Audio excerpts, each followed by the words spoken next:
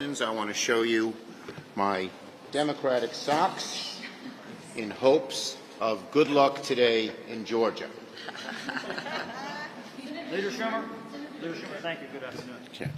What do you make of this proposal in the House on getting rid of the vaccine mandate? I know that the Pentagon pushed for that, and will that be a problem if it comes over from the House? Okay, well, look, we're still working on the bill, so I can't speak to that. But I will say COVID vaccines have saved lives.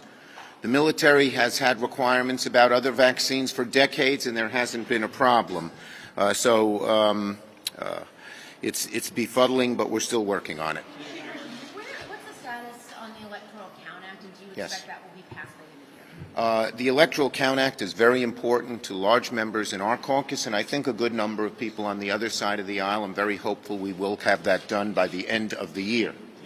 Leader Schumer, do you have any response to Leader McConnell saying that your sort of stance on trying to get marijuana legislation or permitting reform into the NDA could sink it? Well, look, this is something, again, that's had bipartisan support. We've been working with Republicans. It's a priority for me. I'd like to get it done. We'll try to discuss the best way to get it done. Yes? The Center for Countering Digital Hate and the Anti-Defamation League both say that the volume of hate speech on Twitter has grown dramatically under Elon Musk's stewardship. The Anti-Defamation League says that there's an increase in anti-Semitic content on the platform and an increase in the moderation of anti-Semitic posts. Would you be open to reviewing Section 230 of the Communication Decency Act or taking any other steps to counter? Look, I've always said that Section 230 is something that we should look at. The difficulty there is coming up with the right solution, but it's something I'd be open to looking at. Yes. Right, this nice man over here.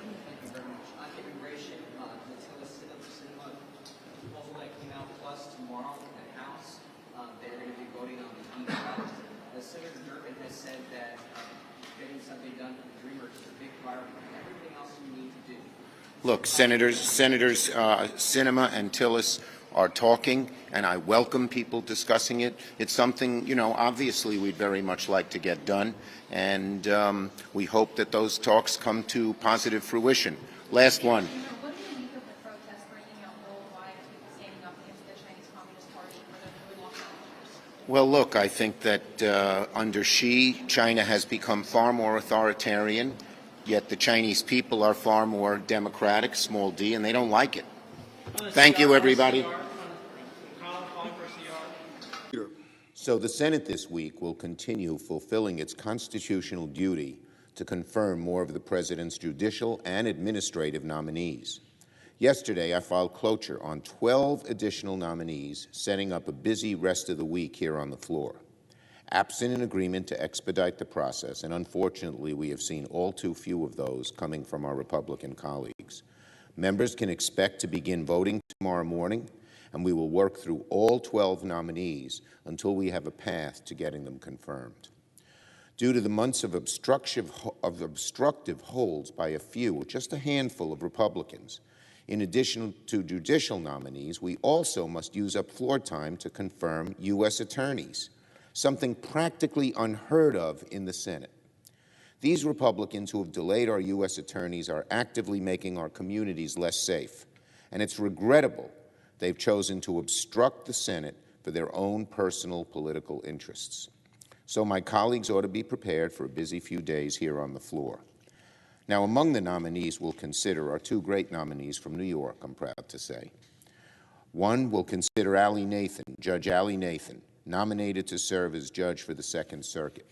She is a brilliant jurist with a decade of experience as a district judge, and I was proud to recommend her to sit on one of the most important courts in the nation.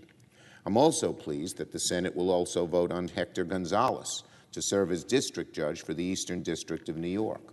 Born in Cuba, raised in Queens, a Fulbright scholar who became one of New York's top attorneys, Mr. Gonzalez is the very embodiment of the American dream. And like Judge Nathan, I'm glad to have recommended him to President Biden. I'm also glad to note, under Senator Durbin's leadership, Judge Nathan and Mr. Gonzalez received bipartisan support in committee, so I look forward to the Senate confirming them in short order. But first, the Senate will look to make history once again later today by confirming Shalanda Young to serve as President Biden's director of the Office of Management and Budget, a cabinet-level position. She would be the first black woman ever confirmed by the Senate to lead the OMB. It shouldn't have taken this long to confirm someone as obviously as qualified as Shalonda Young. She's been leading the OMB for nearly a year. She knows the budget and appropriations processes like the back of her hand. She's proven capable of working with Republicans and Democrats alike, and it was through her guidance the administration notched some of its biggest victories, including the passage of the bipartisan infrastructure law. Shalonda Young is one of the most effective cabinet leaders to have the label of acting in a very long time. But it's long past time for that word to drop from her title, from her job title. I look forward to the Senate officially confirming Ms. Young as OMB director later today. Now on the Omni. Later this afternoon, I'll join with a number of my Senate colleagues in attending a signing ceremony at the White House for the 2022 Omnibus Funding Bill, one of many significant and bipartisan accomplishments of the Senate in recent weeks. In a 50-50 Senate, it's no small feat for this chamber to pass the boldest and most significant funding package that Congress has seen in a long, long time. Under this new package, students, parents, working families, small businesses, veterans will see costs go down and greater investments go their way. Our troops are going to get a much-needed raise. Student loan borrowers will see their maximum Pell Grant awards increase by the largest amount in over a decade, impacting 7 million students, not to mention their families. We're giving parents more help for affording child care and seniors more help to receive care at home. For the first time in years, the Violence Against Women Act, one of the most important pieces of legislation in the last 30 years, will finally be renewed, offering life-saving resources for survivors of domestic violence and sexual assault. And of course, we're keeping our promise to Ukraine by providing nearly $14 billion in humanitarian and military aid. This means food and shelter for the millions trapped in war, relief for the now 3 million refugees fleeing the country, and funding to transfer Javelins, Stingers, and other anti-tank and anti-aircraft weapons to the Ukrainian fighting forces. The Ukrainian people are not alone in their struggle against Vladimir Putin's savage war. I commend my colleagues on both sides of the aisle who accelerated the passage of this emergency funding, and I again commend President Biden for his handling of the crisis to date. As I said weeks ago, the President deserves immense credit for keeping the allies together against Putin, imposing crippling sanctions on Russia, and responding to a turbulent conflict with clarity and with strength. Some were pushing the President to do too much too soon, risking an escalation of the crisis and risking that our allies would not join us. But so far, the President's approach has been right on target. Thanks to the President's approach, Putin is now one of the most reviled and isolated leaders that the world has seen in a very long time. For this reason alone, signing the omnibus into law is a major accomplishment, and I thank the President, Senators Leahy and Durbin, and all our appropriators, and members of both sides of the aisle for getting it done. Now on SCOTUS. Mr. President, what do retired conservative judges, a group of 80 current and retired state attorneys general, the U.S. Black Chambers, and the International Association of Police Chiefs all share in common? You might ask yourself that question. Well, they are just a few of the many, many groups and individuals that have endorsed Judge Ketanji Brown Jackson for the Supreme Court. When I met with Judge Jackson a few weeks ago, it was immediately clear why so many different groups have sung her praises.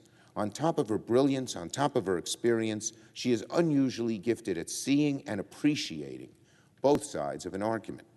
Little surprise, then, that in the course of rendering nearly 550 decisions as a federal district judge, she was rarely reversed by higher courts.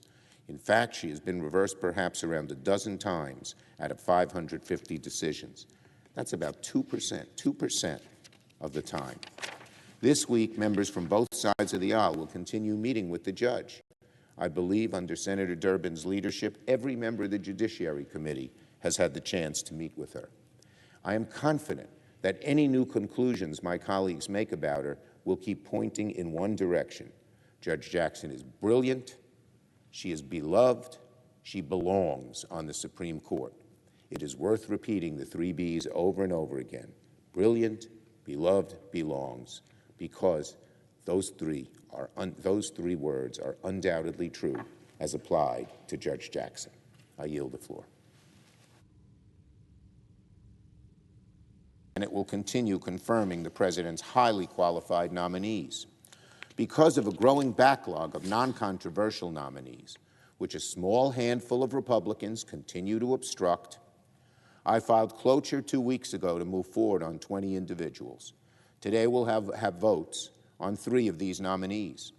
We're prepared to work late into the evenings this week to get these nominees confirmed without further delay.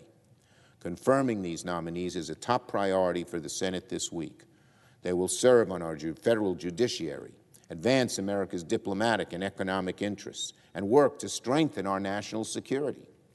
The vast majority of these men and women were reported out of committee with strong bipartisan support, and normally would pass through this chamber with consent, without a lengthy process.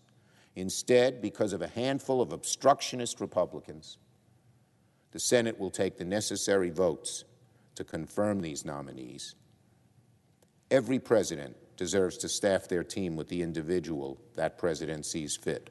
And we in the Senate will keep working to make sure President Biden has his nominees confirmed so they can carry out their mission, serving the American people. I yield the floor. Absence of a quorum. Clerk will call the roll. President. Majority Leader. Well, first I want to thank my friend and colleague, the senior senator from Illinois, not only for his wonderful remarks here today, but for his passion on this issue. He was one of the first to blow the whistle on these colleges. And when you hear about this, it just boils your blood, boils your blood. These kids did nothing wrong. It's one of the reasons we believe student debt should be forgiven.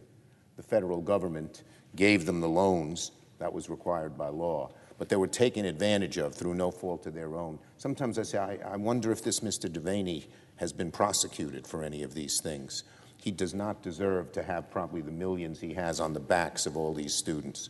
But I thank the senator from the bottom of my heart. This boils our blood, what they did to these kids. That's one of the reasons we believe that that the White House ought to forgive up to $50,000 of student debt. Okay, let's go to another subject. So yesterday, Mr. President, was truly a sorry sight here on the Senate floor. Senate Republicans, down to the last member, blocked critical funding for more vaccines, more testing, more life-saving therapeutics that our country needs to protect against the dangers of future COVID variants. The proposal we had before the Senate was exceedingly reasonable, carefully negotiated, and desperately needed. But Senate Republicans blocked a mere debate on COVID aid, knowing full well the consequences for the American people. Knowing the consequences, Republicans said no to merely debating more money for booster shots and vaccinations and research into future treatments. Knowing the consequences, Republicans said no to merely debating more testing. Knowing the consequences, Republicans said no to merely debating no less than $5 billion for life-saving therapeutics, an indispensable tool for those with COVID illnesses. And why did Republicans say no? Because they wanted to cripple COVID funding legislation with poison pills that they knew would derail this bill, would derail the bill. Let me say it again. Instead of joining Democrats to begin a simple debate on COVID legislation, Republicans wanted to kill this bill with unrelated poison pills. This is potentially devastating for the American people. Vaccines, therapeutics, and testing were negotiated in good faith, and they should not be held hostage to extraneous, unrelated issues. This is too important for the health of our country. The administration for months has made clear that new COVID funding is a matter of the highest urgency. Some critical COVID response measures are already being scaled back due to dwindling funding. Their message that Congress had to act, the administration's message, was unmistakable. I hope Republicans will get serious about this. It should not be so difficult to do something so good and important for our country. And let me say one other thing. Our Republican colleagues think they may be gaining some temporary advantage, but God forbid a second variant hits and people ask, why aren't the vaccines there? Why aren't the therapeutics there? The answer will be the Senate Republicans, to a person, blocked the ability to move forward and get this legislation done because they wanted to play politics and inject extraneous issues into the debate. But it's not going to deter us from getting this done. It's vital for keeping schools, churches, businesses, and our communities open if and when a future more potent variant rears its ugly head. It's certainly better to act now than pay the price 10 times down the line. We're going to keep working to make sure that Congress sends COVID funding to the President's desk. On SCOTUS, the United States Senate, happily, wonderfully, is on the brink of completing one of the most important responsibilities entrusted to it under the Constitution, consenting to the President's nominee for the U.S. Supreme Court, and as I said, happily and wonderfully, it'll be the first African-American woman to ever serve on that august body. Anytime the Senate elevates someone to the highest pinnacles of the federal judiciary, the impact literally lasts a lifetime, and often far beyond that. The men and women who sit on the Supreme Court have the power to render judgment on any question they see fit that comes before them. The consequences of their decisions are seen and felt and reckoned with from here to the farthest corners of our country. So confirming a Supreme Court nominee is, in other words, a big deal for the Senate, one of the biggest deals, in fact. And before the week is out, the chamber is set to follow through once again on this august and awesome responsibility. But of course, even though this is one of the biggest deals for the Senate to do in any situation, it's even a bigger deal now. This time is different. The nominee, the 116th Justice, is different in some important ways than those who came before. Judge Ketanji Brown Jackson, like many before her, is brilliant, accomplished, and qualified to be on the court. But never, never before has the Supreme Court had a black woman bear the title Justice. She will be the first, and I have no doubt in my mind that she will pave the way for others in the future. The exultation among so many who have waited for this moment, of young girls throughout America who may say, I can do this too. The untapped potential, even for young people, particularly women of color, who are not interested in the law or the Supreme Court, but to say, I can go somewhere, I can do something, I can get there, is going to be great for America. There are many considerations that the Senate should ponder when we're faced with the question of confirming judges. Diversity and representation is certainly one of them. It's a key feature of a healthy and vibrant democracy. When Americans of all walks of life come before the court, of course, they should have confidence that those who don the robes have the ability to walk in their own shoes, to see and understand their side of the story.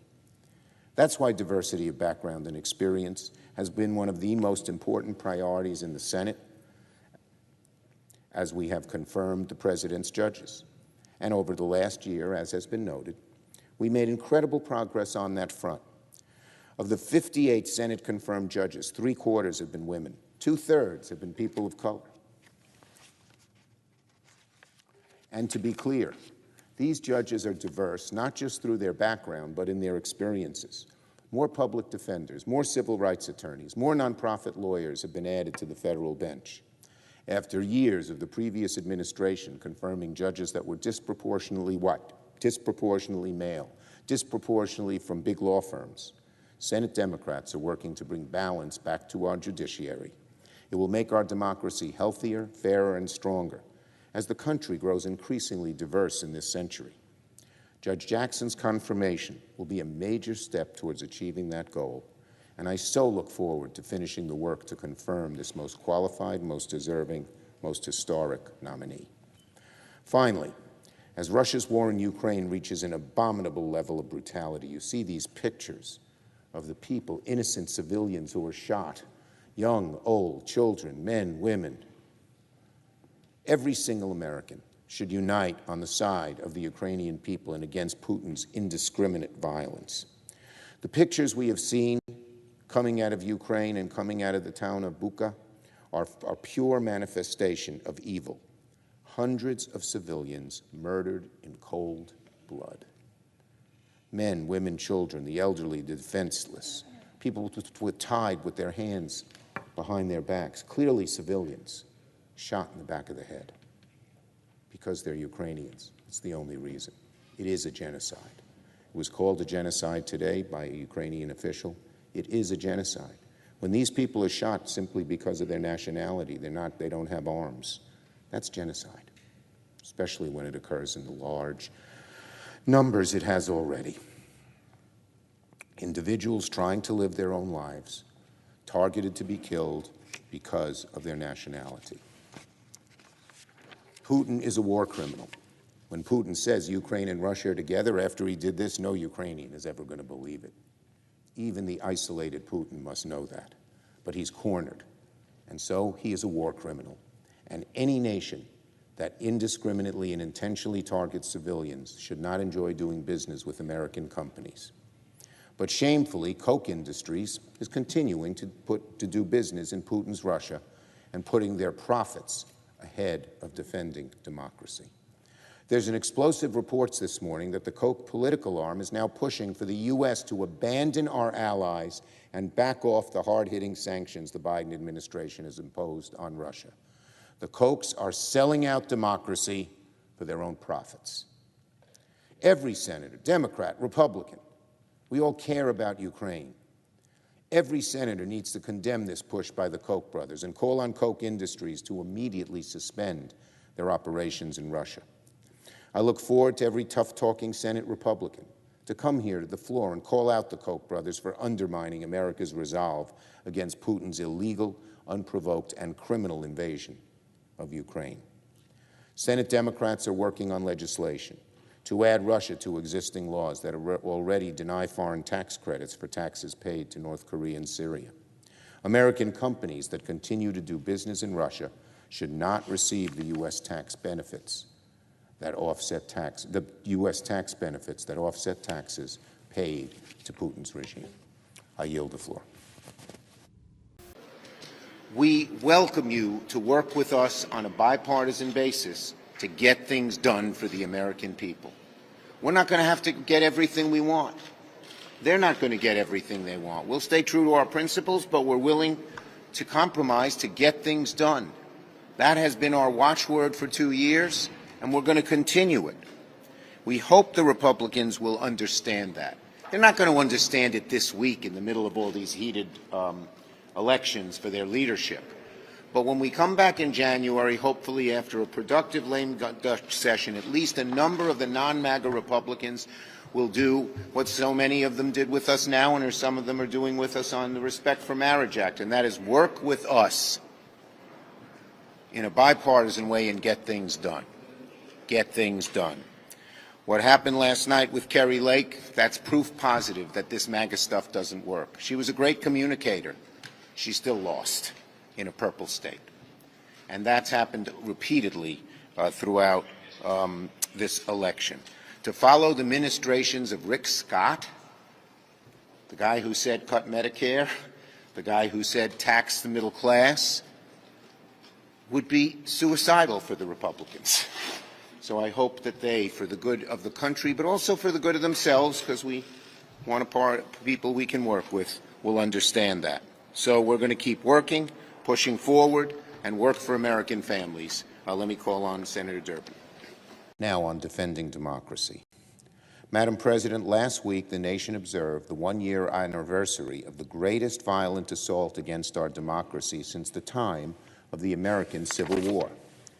Though the Capitol attack of January 6, 2021 was confined to a single day, the attacks on our democracy have not ceased. The big lie, the terrible fantasy that our elections are rife with voter fraud and that Donald Trump won the 2020 election, lives on to this day and is spreading throughout our country, used to undermine our democracy. Donald Trump has such an infantile ego, he cannot accept that he lost, so he spreads the big lie. But just as bad, or almost as bad, are all those in politics, in the media, and elsewhere who know it is a lie but continue to spread it, to the grave detriment of the fundamental roots of this country, its democracy. Tomorrow, President Biden will travel to Georgia and make the moral case to the nation that the time has come to act to defend democracy and protect voting rights, even if it means changing Senate rules to restore the Senate. Every single lover of democracy across America, especially those of us in this chamber, should take heart of the President's message and ask ourselves, what can we do to protect free and fair elections in this country? The Senate, I believe, stands ready to follow through on the President's call. Later this week, we will hold a vote yet again on legislation to protect our democracy and protect the sacred right to vote. Everyone in this chamber will have a chance to go on record. Will Republicans join Democrats in a bipartisan manner to move forward on defending democracy? Or will they once again mount a filibuster and offer their implicit endorsement of the big lie? I hope they join us, but to date, unfortunately, I have seen precious little suggesting they will do so. On the contrary, our Republican colleagues have gone to great lengths recently to distract from the dangers of Donald Trump's big lie. Senate Republicans are so stung by our arguments about voter fraud and the big lie that the Republican leader has actually tried to argue that it's actually Democrats pushing a big lie when we warn about voter suppression. The threats of voter suppression are not false, they are dangerous. The leader's line of argument, the Republican leader's line of argument, is gaslighting, pure and simple. The Republican leader has pointedly repeated to the experience of the 2020 election as proof somehow that there exists no effort to suppress the vote. But he ignores that the problem today is not just about what happened during the 2020 election, it's about what's happened after and is happening today. If Leader McConnell doesn't want to get into specifics about the laws passed by Republican legislators across this country to limit the right to vote, then we Democrats will. Despite the fact that the 2020 election was free, fair, and accurate, in the year that followed, at least 19 states suddenly decided to rewrite the rules that govern the way people vote in their respective states. At least 33 new laws have passed across the country that will make it harder to vote, harder to register to vote, and worst of all, potentially empower partisans to arbitrate outcomes of future elections instead of nonpartisan election workers. And that may be just the beginning, because legislatures in various states are preparing new laws as they enter the 2022 sessions of their legislatures. I ask my Republican colleagues, take a look at what's happened in many of the Republican-led state legislatures. When Republicans in states like Texas reduce polling hours and polling locations, how does that not make it harder for people to vote? When Republicans in states like Florida, Kansas, Iowa, and Texas make it harder for people to even register to vote, how is that not suppressing their fundamental right to vote at all? What does that have to do with election security? When Republicans in states like Georgia, Indiana, and Florida cut back on the number and availability of locations where people can drop off their absentee ballots, how can Republicans say that voting hasn't been made harder? And when Republicans in states like Georgia make it a crime to give food and water to people waiting in line at the polls, how is that not making it harder for them to cast a ballot?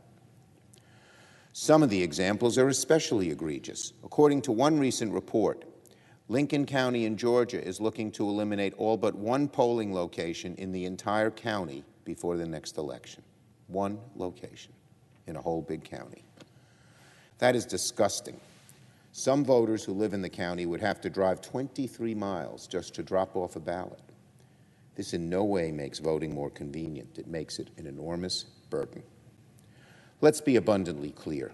These new anti-voter laws are on the books today because their authors cited the big lie, cited the fictitious bugaboo of voter fraud, and are trying to succeed where the insurrection failed. It's a slow-motion insurrection, but a very, very pernicious one. We have yet to hear on substance any serious attempt from Senate Republicans defending these terrible new laws. They don't mention them. The truth is, our Republican colleagues cannot defend them because the goal of these laws is very clear. They are deliberately targeting all the ways that younger, poorer, and non-white Americans typically access the ballot. And by blocking this chamber from taking any action, Senate Republicans are implicitly offering their own endorsement of the big lie. Senate Democrats have been clear of our intentions from the start. The Senate must pass legislation that will safeguard our democracy, protect people's right to vote. It's why we have pushed the Freedom to Vote Act and the John Lewis Voting Rights Advancement Act numerous times here on the floor, only for Republicans to filibuster them and prevent the chamber from having so much as a debate. By hijacking the rules of the Senate and preventing any movement, Republicans are saying they oppose policies that guarantee same-day voter registration, policies that safeguard against election subversion, policies that protect poll workers, and policies that prevent faulty and dangerous voter roll purges. By blocking action in the Senate, Republicans are saying they oppose efforts to fight the power of dark money and efforts to end partisan gerrymandering. Senate Republicans are saying they're perfectly fine with laws that limit voter registration, limit early voting, limit the number of polling places and drop boxes. They're even fine with policies that criminalize giving food and drink to voters at the polls. These laws are anathema to the very spirit of our democracy. They are Jim Crow too, and it is the Republican Party, by and large in this Senate, supporting the reenactment of those Jim Crow laws. And if Republicans refuse to join us in a bipartisan spirit, if they continue to hijack the rules of the Senate to turn this chamber into a deep freezer, we're going to consider the appropriate steps necessary to restore the Senate so we can pass these proposals and send them to the President's desk. On this month, the same month we mark the one-year anniversary of an armed insurrection at the U.S. Capitol, the question before the Senate is a simple one. How will we find a path forward on protecting our freedoms in the 21st century? Members of this body must now face a choice. They can follow in the footsteps of our patriotic predecessors in this chamber, or they can sit by as the fabric of our democracy unravels before their very eyes. I yield the floor. And now, let me just say, I am pleased to be able to introduce to you our majority leader who has not given up and will continue to fight for our dreamers every single day, Chuck Schumer. Thank you. Well, thank you. It's great to be here. And first, I want to thank my colleagues who are here, Senators Durbin, Padilla, Cortez Masto. I want to thank Senator Menendez, who's been such a great leader on this issue and has been a leader of our caucus here, who we expect to be here. I hope he will be. And all the others who participated. Senator Ben Ray Lujan has been an outstanding leader as well. I don't know if he's expected to be here today, but they're with us in spirit if they're not here in person. So let me just say this first. I believe in this so much. I believe in it in a personal basis because I know dreamers who have been such great people here in America and who have just struggled. Every time they get a phone call, every time they walk down the street, they're worried, will someone grab them and take them away? So that's personal about them and what they have done. But I also believe in it as an overall, as an American who wants to see our country be stronger, because immigrants make us stronger now more than ever. Now more than ever. We're short of workers. We have a population that is not reproducing it on its own with the same level that it used to. The only way we're going to have a great future in America is if we welcome and embrace immigrants, the dreamers, and all of them, because our ultimate goal is to help the dreamers, but get a path to citizenship for all 11 million or however many undocumented there are here. And we will be pursuing that in the next Senate. The comprehensive immigration reform. Right now, our focus is on dreamers. and we retained the Senate. And as Catherine can tell you better than just about anybody, we performed better in the Senate and better in the House than people ever expected, in good part because of the support of Latino voters. And I'm confident with that support in the Latino community, we're going to expand our majority by winning in Georgia on December the 6th as well. Latino voters and most Americans understand the stark difference between our values and those of Republican candidates. In the majority, Senate Democrats succeeded in improving health outcomes for Latino families. We expanded economic opportunity. We protected vulnerable communities from the dangers of gun violence. We also fought repeatedly to pass legislation that would protect dreamers, TPS recipients, farm workers, essential workers, because we believe in these people as individuals. People forget. Immigrants, undocumented, documented, have a higher rate of higher rate of employment and a lower rate of crime than average Americans. So all the BS spread by these right-wing people on nastiness is just not true. It just aggravates me. It annoys me. It's worse than aggravate. I'd use a Brooklyn word, but I won't. Okay.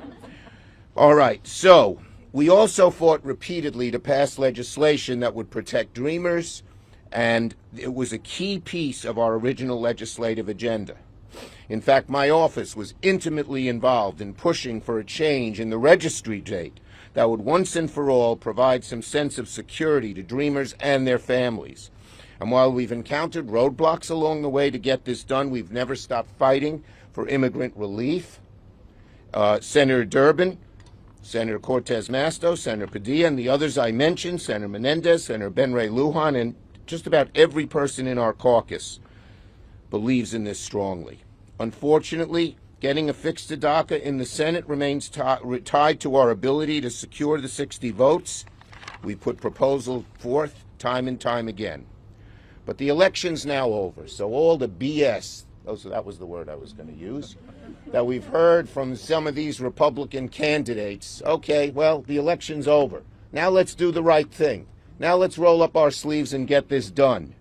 Americans sent a clear message. They rejected the deeply anti-immigrant message of the MAGA Republicans. They said, MAGA Republicans, we don't believe in you. And one of the main reasons we don't believe in you is you divide us, and divide us by attacking immigrants. In just last week, we learned that Arizona, a purple state where the election was tight, approved a measure to extend in-state college tuition for non-citizens.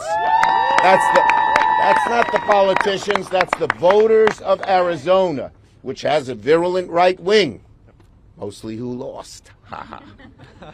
But in any case, and they joined 18 other states, Arizona did, in putting this in place. Massachusetts, voters rejected a GOP effort to repeal a state law that allows undocumented immigrants to apply for a driver's license. So, on something as simple as DACA, when the public is clearly on our side in blue states, purple states, even red states, we're calling on Republican colleagues to join us. Waiting for our judicial system, hanging by a bare thread from court decision to court decision, is no way for anyone to have to live. It's cruel and inhumane to keep millions in limbo. It's past time DACA recipients feel safe in this country. So my message to Senate Republicans is this: work with us. Work with us on this widely supported policy so we can reach agreement that will protect families and strengthen our economy. Just as we passed other bipartisan accomplishments which they thought couldn't be done. Guns, veterans, chips. We can get it done here. We can get it done here.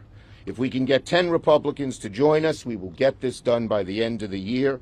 It's the smart thing to do.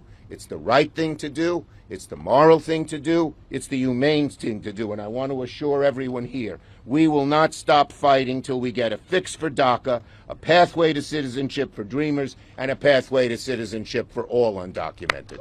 Thank you very much, everybody. Thank you. Thank you. Well, hello, New York.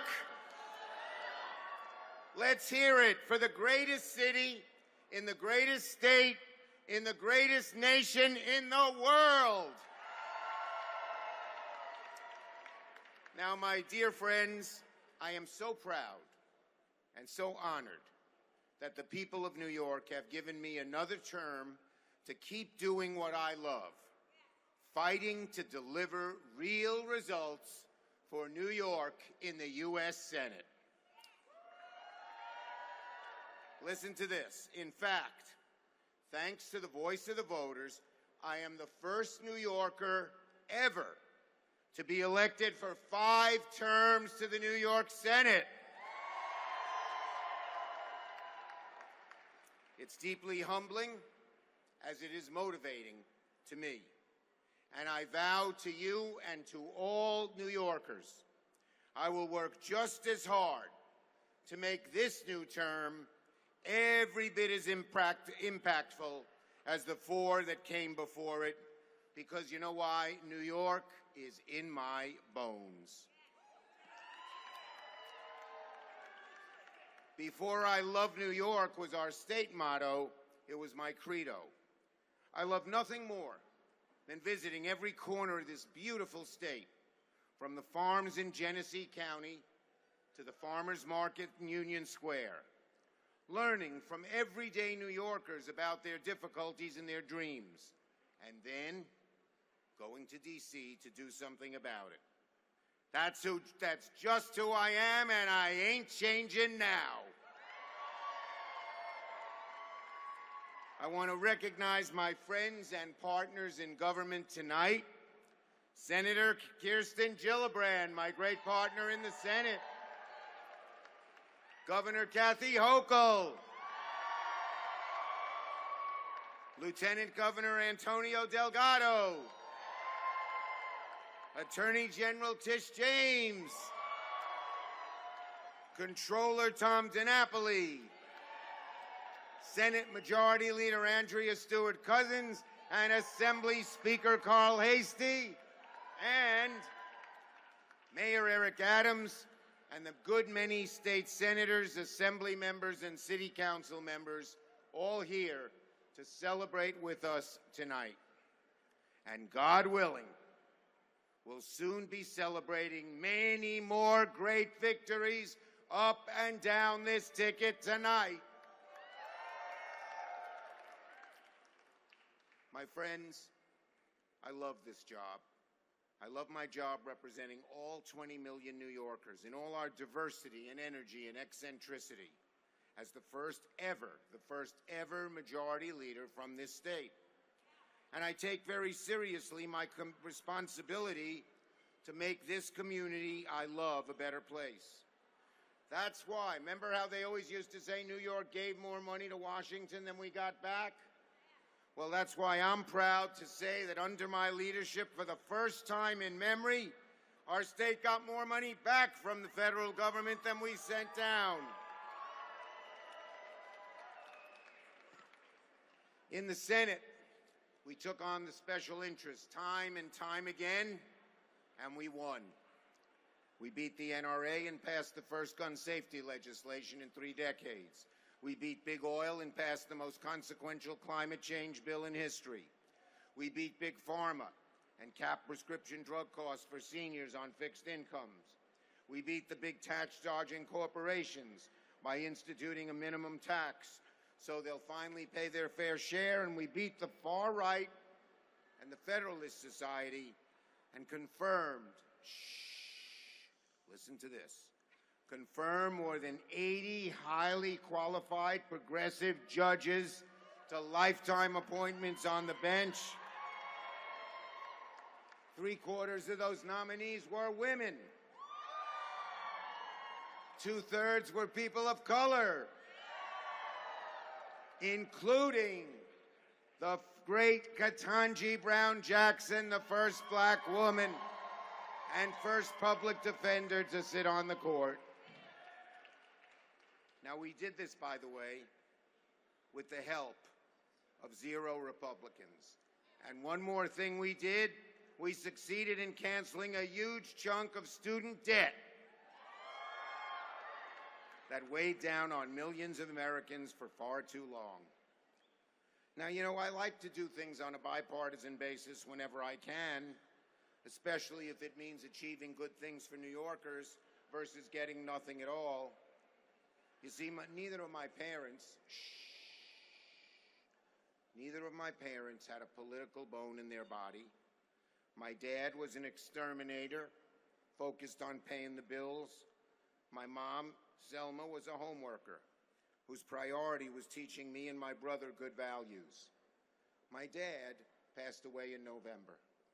We just had the unveiling of his gravesite. But today, his spirit still walks alongside me. And my dad taught me the most important thing you can do is to do what you think is right and persist and persist and persist and never, ever give up in the face of a challenge. Well, there's no greater challenge these days than trying to get the Republican Party to do the right thing. But that didn't stop us in the last 2 years.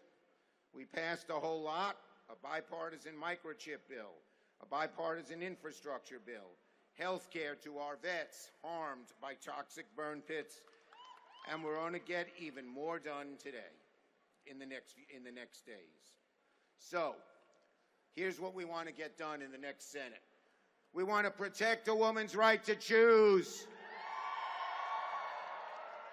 We want to protect the right to marry those who you love by passing the Marriage Equality Act. We want to fight to protect our democracy by securing the right to vote. We want to strengthen our unions and expand the rights of workers to organize for better pay. We're going to fight for the working class, for immigrants and dreamers, for everyday people struggling every single day to stay in the middle class, and for those striving to reach it. So, my friends, I was born and raised in Brooklyn. I've lived in the same apartment for over 35 years with my amazing wife, Iris. I raised my 2 daughters there, and now my grandkids are growing up in Brooklyn. New York is what I live and breathe, and I will never stop fighting for all of you. We face serious challenges, not the least of which is a Republican Party tipping to authoritarianism. But as my father taught me, we must keep fighting for what is right. So, ladies and gentlemen, I promise to all of you here tonight and all 20 million New Yorkers whom it's my honor to represent, I will keep fighting. I will keep this fight up for as long as it takes to win. Onward to victory, Democrats.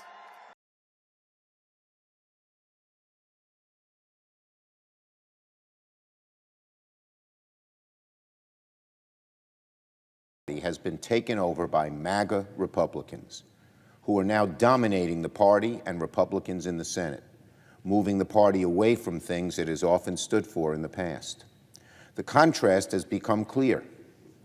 Democrats, for instance, want to codify a woman's freedom to make decisions about her own body into federal law. But MAGA Republicans want to take away women's rights by pushing national abortion bans, jailing women and doctors for carrying out abortions, even pushing bans with no exception for rape or incest. In the wake of the Buffalo shooting, MAGA Republicans continue embracing unhinged conspiracy theories like the Great Replacement, which has been a rallying cry for ultranationalists and white supremacists in Europe for years. And all year long, while Democrats have been pushing solutions that will lower costs, MAGA Republicans and the chair of the Republican campaign arm openly support raising taxes on the poor and working families while cheering on inflation as a gold mine. And that was Senator Scott's words, not mine. He called inflation a gold mine. Imagine. Mr. President, MAGA Republicans are showing Americans exactly who they are. An amazing happening this weekend. The Conservative Political Action Conference, the largest conservative organization in America, held their conference in Hungary and welcomed one of Europe's most notorious proponents of replacement theory, Viktor Orban, as their keynote speaker. Again, the Conservative Political Action Conference, a very important organization in the new Republican MAGA Party, had Viktor Orban as their keynote speaker, an autocrat who has whittled away democracy in Hungary. It is sickening to see that 2 weeks after the shooting in Buffalo, Republicans as prominent as Donald Trump and Tucker Carlson spoke at the same event as one of Europe's most prominent white nationalists and authoritarians. It's a scary and otherworldly turn for one of America's two parties to take. I know not all Republicans embrace the views of MAGA Republicans. I know many of them support women's rights and embrace diversity and reject conspiracies like white replacement. I urge these Republicans in the Senate and the country to repudiate the MAGA wing taking over the GOP. I invite the voters to support Democratic candidates as a protest against extremism, so we as a nation can halt the dangerous rise of the hard right. This week, all of us in the Senate will have a chance to take a stand against extremism by voting to begin debate on the Domestic Terrorism Prevention Act. For the information of all, I will take the first procedural step on this legislation later today, and members can expect to vote on Thursday on this bill that will crack down on domestic terrorism and extremism. As far as legislation goes, this bill is as much of a no-brainer as it comes. 2 years ago, when Donald Trump was president, the House passed this bill unanimously. Every single Republican was for the bill. But in a sign of how radicalized the GOP has become, nearly every single House Republican opposed it last week, despite one Morning Consult poll that showed that a majority of Republicans and Republican voters support these common-sense measures. Let me say it again. According to one Morning Consult poll, a majority of Republican voters support cracking down on domestic terrorism, yet nevertheless, every single House Republican voted against this bill last week. If you wanted some proof that the MAGA wing of the Republican Party is taking over the whole party, there it is. I hope that given everything happening across the country right now, Senate Republicans will act differently and support this bill. Let me be clear. Democrats' goal is to pass this bill, just as it is with all bills we bring to the Senate floor. But if Republicans keep going down their extremist, obstructionist path, then this vote will still allow the American people to hold their elected representatives accountable. Mr. President, not long ago, views like replacement theory were relegated to the fringes of American society, shared primarily by twisted minds on online message boards. But today, white supremacy, which has been with us for decades and centuries, is now out in the open, and proponents speak about it unabashedly and unashamedly. Many were shocked in 2017 when, out in the open, thousands of white supremacists marched at the Unite the Right rally in Charlottesville and chanted, "You will not replace us." It was out in the open on January 6th as insurrectionists waved Confederate flags through the hallways of this Capitol, the first time that ever occurred in American history.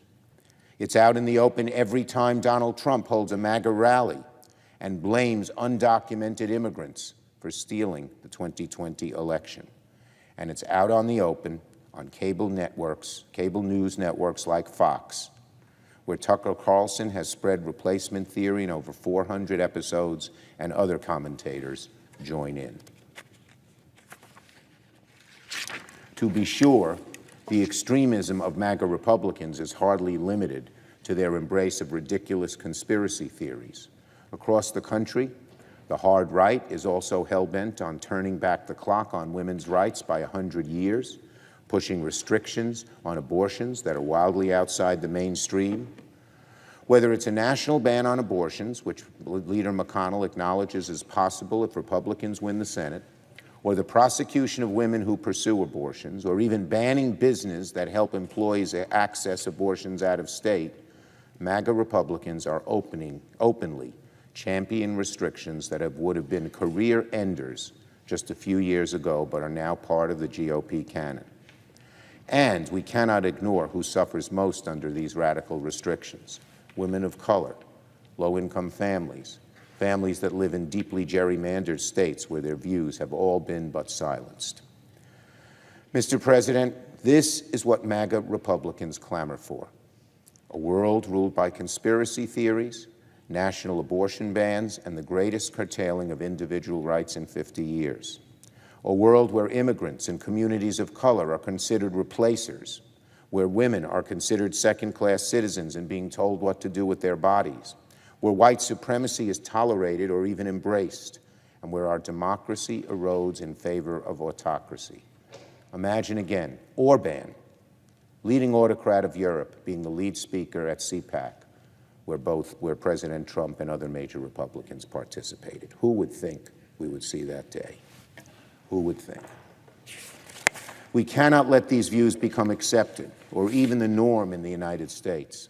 This week, we can take one step of many to help silence the voices of white supremacy, the voices of domestic terrorism. So I implore my Republican colleagues, if you reject the danger of white supremacy and views like white replacement, you should vote in favor of moving forward to begin debate on this domestic terrorism bill. This is a test. This is about accountability. Republican senators, do you reject the views of MAGA Republicans? Do you reject white supremacy and replacement theory? Taking a stand against domestic terrorism and white supremacy should be the easiest thing in the world. If Republicans can't join us on something as simple as that, Americans will see with even greater clarity how radical the GOP has become under Donald Trump and MAGA Republicans. I yield the floor.